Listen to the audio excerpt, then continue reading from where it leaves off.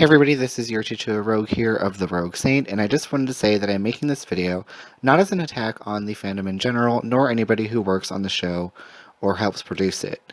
However, some of the things I say in this video might rub you the wrong way if you are a fan of the show, and I just encourage you to watch till the end to maybe understand my points a little more, and if you'd like, we can have a nice civil discussion down in the comments. Thank you.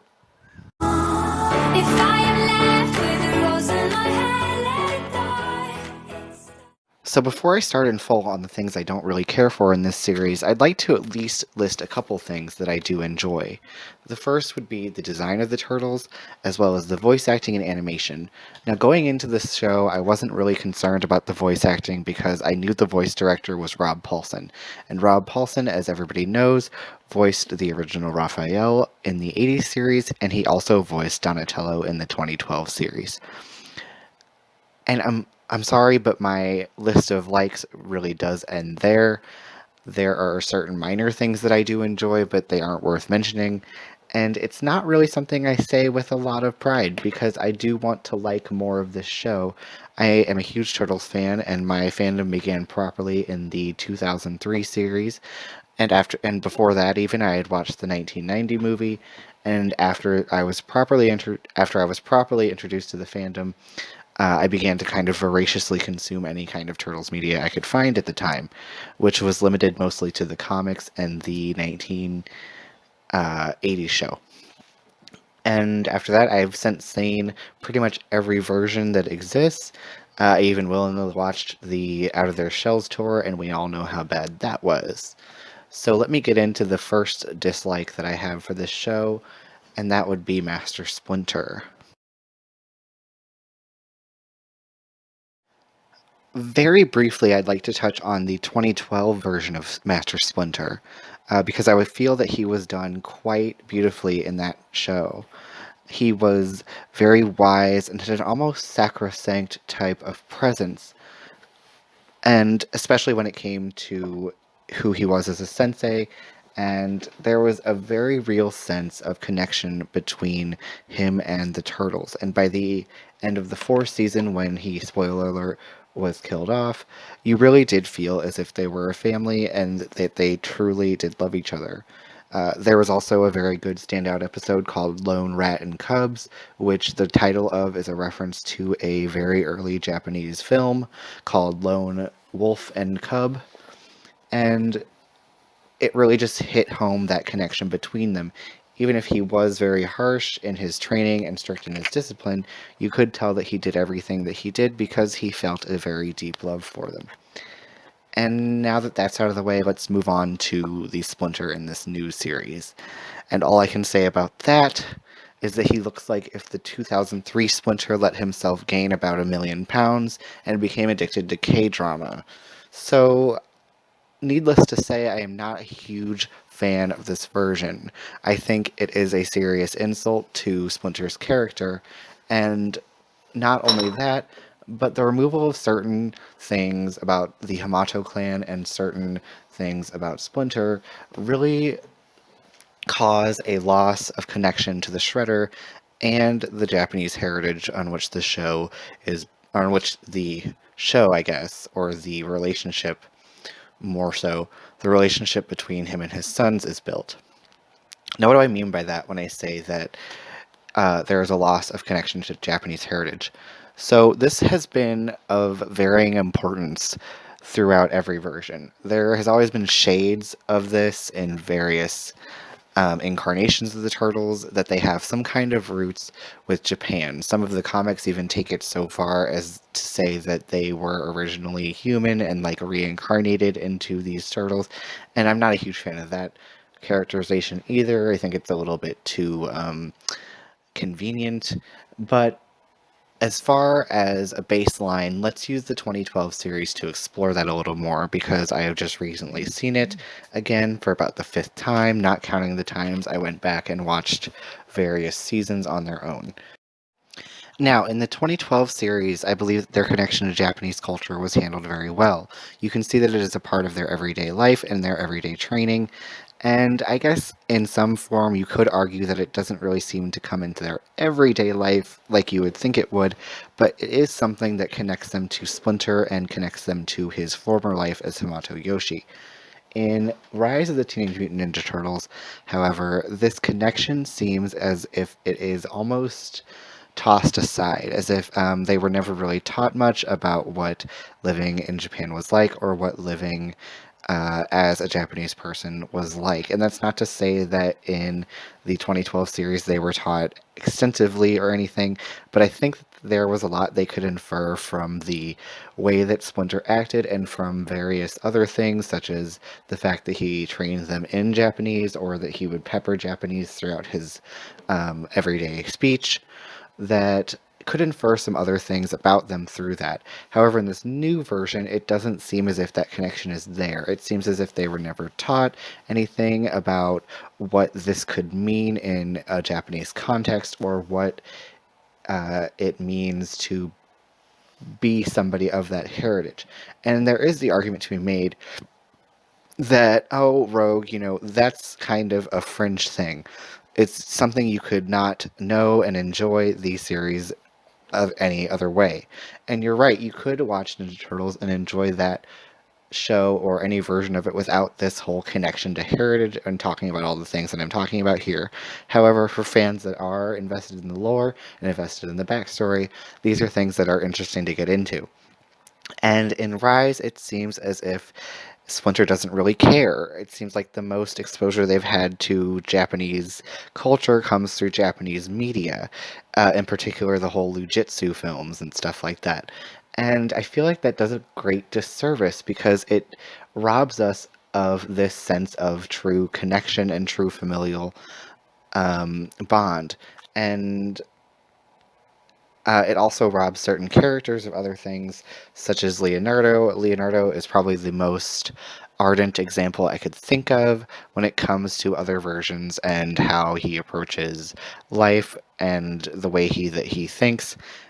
In particular, the way that he interacts with Splinter and the whole concept of familial piety and obedience to the parent. And that's not to say that Leonardo in every version or in the 2012 version was 100% obedient to his master, but however, wow, that was redundant. But it was still something that factored into the character. And in this version, it just seems as if they don't care, and it doesn't seem like Splinter really cares, so why would they? And speaking of Splinter not caring in Rise, let's get into the thing that really, really bothers me about Master Splinter in this series. And it's the fact that he doesn't seem to care about the turtles in really any way or in any way that seems meaningful. And like I said, maybe that's different. I will admit that I haven't seen the entirety of the show. I've seen scattered episodes here and there, and I watched the first 4 episodes that were available when it first became public. However, I have done some reading up on the series, and I have also um, done a bit of research, and I am part of a couple groups online that discuss not only Rise, but the series in general. However, I don't feel like this version radiates that same sense of fatherly love that permeates the rest of the versions of Splinter. It seems more like the turtles are an afterthought to him. It seems as if everything to do with them is inconvenient to him. The fact that he doesn't refer to them by name but by their colors really does rub me the wrong way, and it really gets under my skin. Um, what also really bothers me about this version of Splinter is he seems stripped of all of his grandeur and all of his wisdom. He doesn't seem to have any of that. It seems like all of that has been replaced by making jokes and being a fat, lazy slob who doesn't care about these sons that he's taken in. And I feel like any attempt to make it seem so would feel, at least from my perspective, quite cheap and maybe even pandering, or a way to make up for the fact that he was so terrible in the beginning. And again, using the 2012 series as a baseline, I have seen the argument that the 2012 version of Splinter is too harsh and too mean. However, I don't believe that. And again, even if he is harsh and strict and comes off as mean, it is clear from both the performance, which in the 2012 series was a beautiful one done by Hoon Lee, and by the not only the interactions day to day that the turtles have with him, but the emotional reactions that occur whenever Splinter is either in danger or, like again in season 4 when he is killed off. You can truly see that he had an effect on all those around him and was almost kind of a father figure to many separate people, not just the turtles themselves. And in Rise, again, this doesn't seem to be the case. It seems like Splinter is, again, as I've said, nothing. As I've said before, nothing but a lazy slob who sits there and watches his K-dramas and doesn't really think of anything else beside his own gratification. And and I've seen a few episodes recently where he is saying, things like, oh, you're way behind on your destiny and all that kind of stuff. And it just seems not like Splinter. This doesn't seem like him to me. This seems like somebody who was a deadbeat for a long time until things got real, and now he wants to make sure that they are prepared. And honestly, in this version, it doesn't read like he wants to prepare them for their destiny because he knows that one day he'll be gone. He wants to prepare them for their destiny because now it is affecting him, and now he is inconvenienced by the goings-on of the Foot Clan. And speaking of the Foot Clan, let's talk about the lack of personal connection to the Shredder. And so, God, there were several changes made to the Hamato and Foot clans in this new series, and in particular, there was changes made to Hamato Yoshi. And these changes could work for a different character. I think the whole Bruce Lee angle, with him being a martial arts movie star, is a very interesting one. However, it does not read as Hamato Yoshi to me. It reads as something from a completely different character. And the whole thing with the Shredder being sort of like a demon or like a yokai or something, or however they explain it in the show, it removes such weight from the battle between Oroku Saki and Hamato Yoshi. There's no personal vendetta, which has been a big theme in every other version, even if Splinter was only the pet of Yoshi. There was still that personal vendetta against him. And as far as I can tell, there also is no Tang Shen in this version, which also is a big loss, and ties into another point I'll be making later on down the line. So that is how I feel about Splinter. Let's move on to the other thing that really bothers me when it comes to the characterization of these various characters. That was kind of redundant, but let's move on anyway and talk about the changes made to Raphael and Leonardo. Oh boy, here we really go. So let's start out with Raphael first. It seems as if this version of Raphael is stripped of all of his anger, and he comes off honestly as too soft and too sensitive to really be the same character. And you're going to be hearing that a lot in this little, I guess, rant, you could call it. None of the characters really seem to be the same. There are shades of these personality types that they have in Rise that I can see throughout the other versions.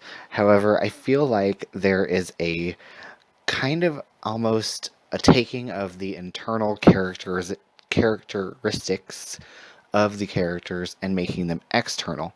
And I'll get more into that in a minute, but for now let's focus on Raphael and the things that happened with his character. Now, I will say that Raphael is not a character who is strictly defined by his anger. However, it is an integral part to his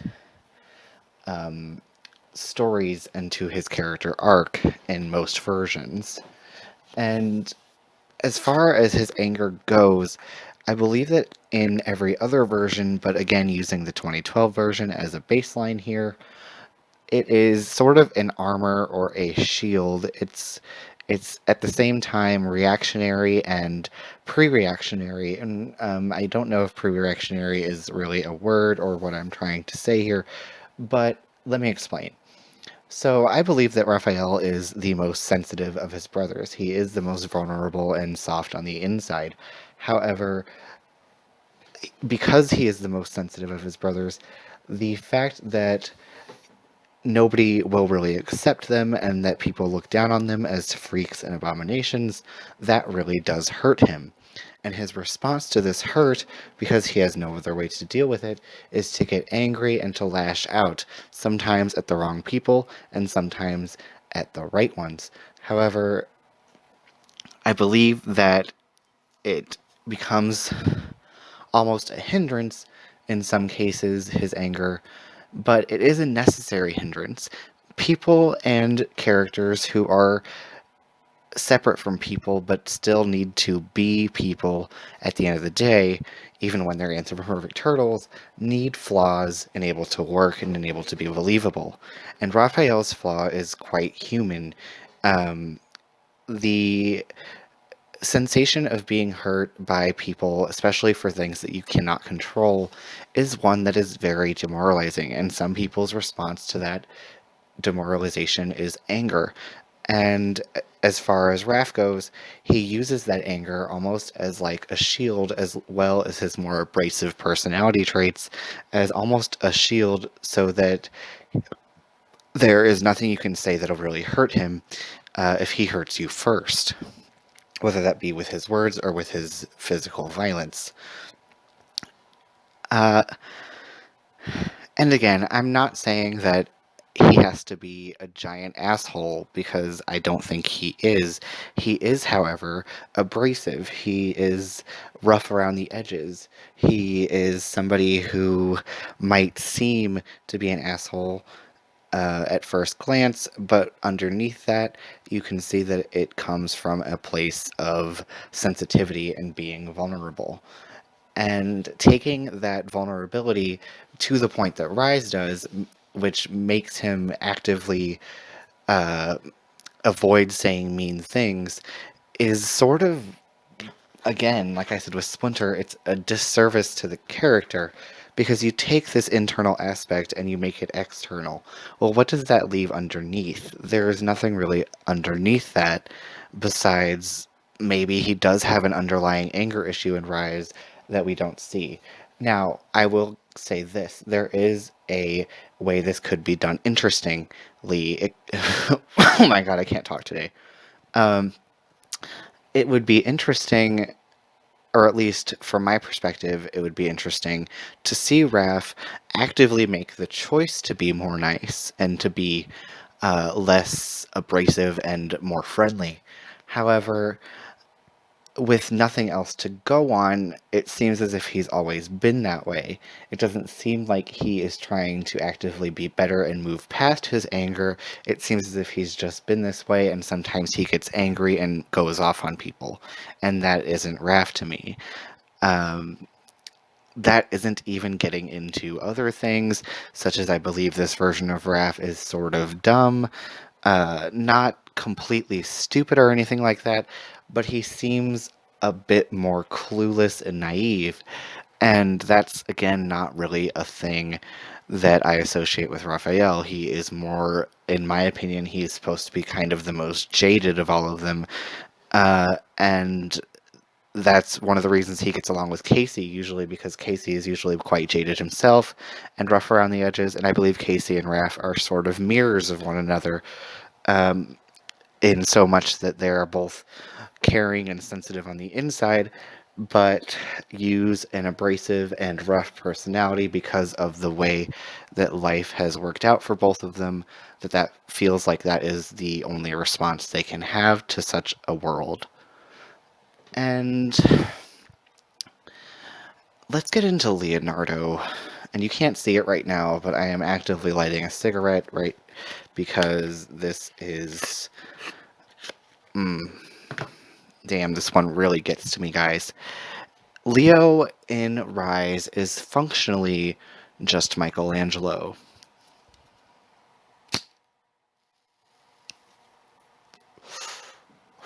What do I mean when I say that?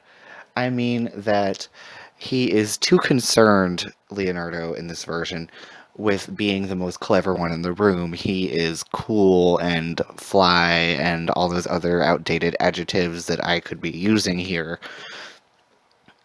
And this, again, is a very big disservice to the character. Leonardo is somebody defined by his sense of honor and his code of right and wrong and what that means to him personally, and also what it has been imparted to him through Splinter. And again, this version of Splinter is the worst, so maybe it makes sense that this version of Leo follows suit. And I'm not going to sit here and say that Leo in Rise is unenjoyable. I do quite enjoy his interactions with others, and I think that this is an interesting take on the character. However, I'm about to contradict myself and say that it is the wrong one, because I have seen people say that we are finally seeing Leonardo without the burden of leadership and without the weight of responsibility. However, that is an integral part of his character, being able to carry that burden because he is the only one out of his brothers able to do so. And you're telling me that without the weight of responsibility, let's look at the 2012 version of Leonardo. If we took away the weight of responsibility from him, would we be left with the 2018 version? No, I don't believe we would. And again, I'm sure you're thinking, but Rogue, don't be that much of a, don't be erecting all those straw men over there. And I know I just did, but I'm about to mow them all down because here we go. Now, if we took away the burden of leadership from Leonardo in every other version, it would be more of an effect on his mental state and who he is as a person, because he believes that he is a good leader and he believes that he can be a good leader, or an even better one. And this version of Leo doesn't seem like he wants to be the leader because he believes that he can do it and he believes that he has the mental fortitude to be a leader. It seems like he wants to be the leader because he wants to be the best at not only being a ninja, but just number one in everything. And there are shades of this in other versions of Leonardo. There is some argument to be made that Leo is always, under his serious demeanor, been sort of goofy and a bit of a show-off. However, again, like with Raphael, taking these internal characteristics, in this case, Leonardo being kind of goofy and more lighthearted than you would think, underneath his exterior, it really robs him of, again, any deeper kind of investigation. Because if we look underneath this version of Leo, the 2018 one in Rise, the only thing we find is that he is not as confident as he comes off. And that, again, isn't really Leo to me.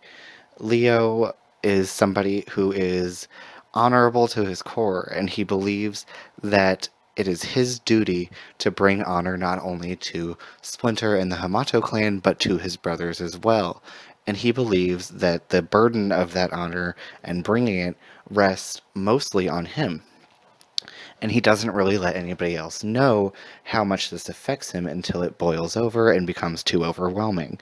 Now, if we were to make the 2018 version of Leo the leader, I don't believe that he would approach it in this way. He would approach it as being finally validated for being the best because he believes he is the best, and I'm just not here for this kind of, uh, you know, this whole I feel like I'm the worst, so I always act like I'm the best mentality. Hello, Marina the Diamonds. Thank you for that apt way of putting it. It doesn't read Leonardo to me. And honestly, that's all I have to say about that. And two characters who I believe escape relatively unscathed from this random pillaging of various traits from the characters is Donatello and I almost said Leonardo because that's not even close. Wow, can you believe that? I meant to say Michelangelo, but wow, Freudian slip there. I believe that they escape relatively unharmed from this. However, there are certain things that I don't think work with Donatello in particular. Mikey, I'll touch on him briefly. I think that this is a positive of the series. I think that making him kind of like a young, naive bohemian type is a good way to go and is a nice change of pace from the usual. However, I will say that I do tend to prefer the party dude Californian kind of thing that he usually has going on. But again, making him like a bohemian is pretty okay in my book. But with Donatello, I feel like the only real change that was made was that his sarcasm was upped by about 100,000%.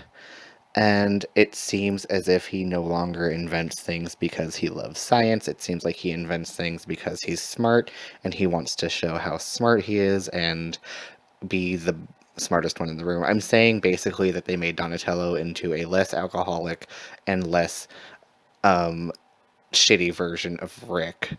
And, that's... No, actually, that doesn't have any merit. I was going to say that has some merit. There is shades, however, of Donnie being proud of himself and proud of his inventions in other in other versions of the series. Again, using the 2012 series, you can see in that one that he is definitely proud of himself and proud of the things he makes. However, I don't believe that he's even sarcastic in most versions. However, I don't believe that making him this, like, total edgelord, like, maybe a more apt comparison, except for instead of Rick, would be like they made Donatello a super, like, scientific version of Jughead from Riverdale. Can't you just see it? Like, let me put this clip in and, like, just try and imagine Donatello in Rise making this speech. In case you haven't noticed, I'm weird. I'm a weirdo. I don't fit in, and I don't want to fit in. Have you ever seen me without this stupid hat on? That's weird. Oh, and by the way, there'll be a part 2 to this video where I go more into the weapons and why those don't work. Okay, now bye. Roxanne,